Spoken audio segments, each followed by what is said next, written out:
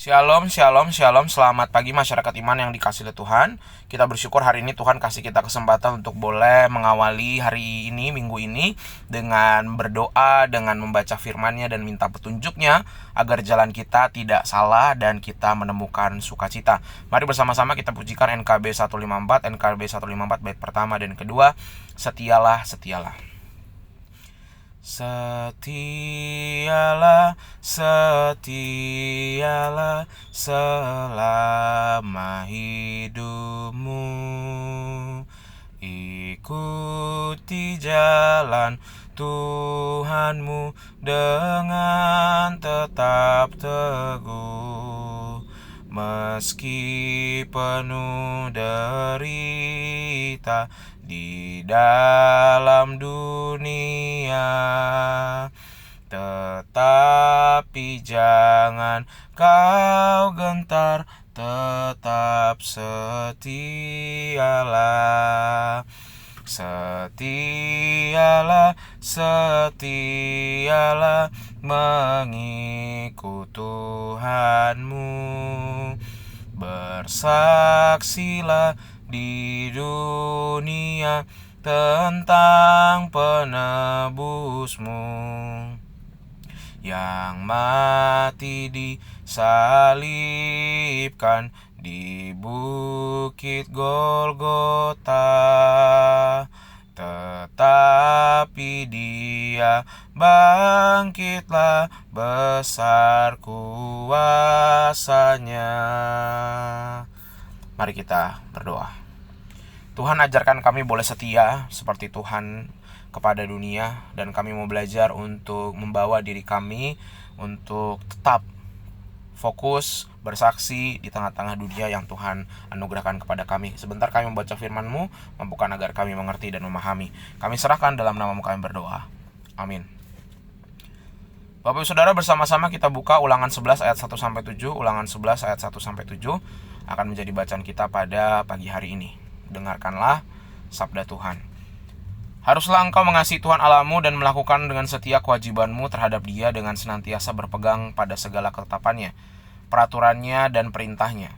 Kamu tahu sekarang kukatakan bukan kepada anak-anakmu yang tidak mengenal dan tidak melihat ajaran Tuhan Allahmu, yang kebesarannya, tangannya yang kuat dan lengannya yang teracung, tanda-tanda dan perbuatan-perbuatan yang dilakukannya di Mesir terhadap Firaun, Raja Mesir, dan terhadap seluruh negerinya.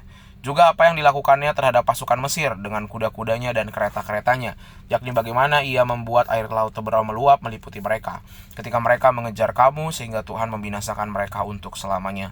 Dan apa yang dilakukannya terhadapmu di padang gurun sampai kamu tiba di tempat ini. Pula apa yang dilakukannya terhadap Datan dan Abiram, anak-anak Eliab, anak-anak Ruben, yakni ketika tanah mengangakan mulutnya dan menelan mereka dengan seisi rumahnya, kemah-kemah dan segala yang mengikuti mereka di tengah-tengah seluruh orang Israel. Sebab matamu sendirilah yang telah melihat segala perbuatan besar yang dilakukan Tuhan.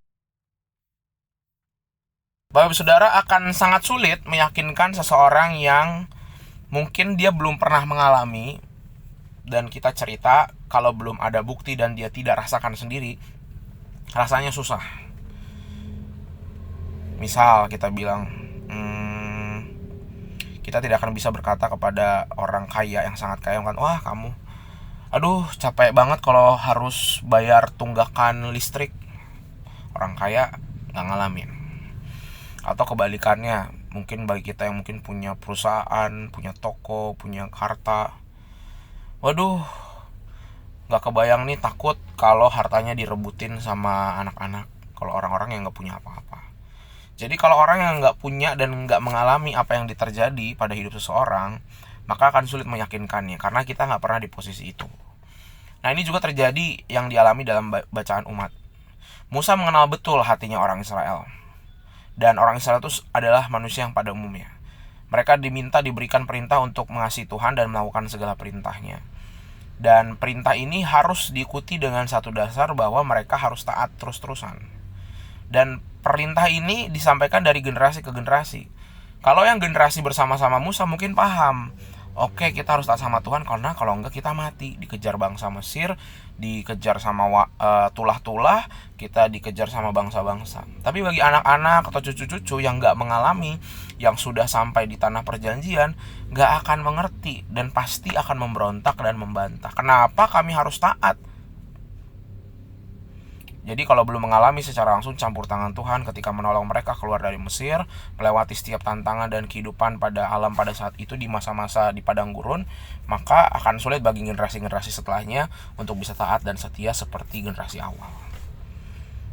Kalau generasi yang sebelumnya sudah melihat dan mendengar kebesaran Tuhan, kedahsyatan Tuhan, sehingga nggak ada alasan bagi mereka untuk nggak taat. Tetapi buat generasi-generasi berikutnya yang belum melihat langsung, pasti akan ada pemberontakan. Nah, kita mungkin juga seperti generasi-generasi cucu-cucunya orang Israel. Kita nggak punya pengalaman mereka. Kita nggak ngalamin langsung di tengah-tengah padang gurun. Kita nggak ngalamin ingin dibunuh sama bangsa yang besar, berperang setengah mati, nggak. Tapi kita percaya bahkan tak perlu kita mengalaminya, kita harus hidup taat kepada Tuhan. Memilih untuk taat pada Tuhan yang menyertai dan memelihara kita, saya rasa itu juga terbukti kok dalam hidup sehari-hari.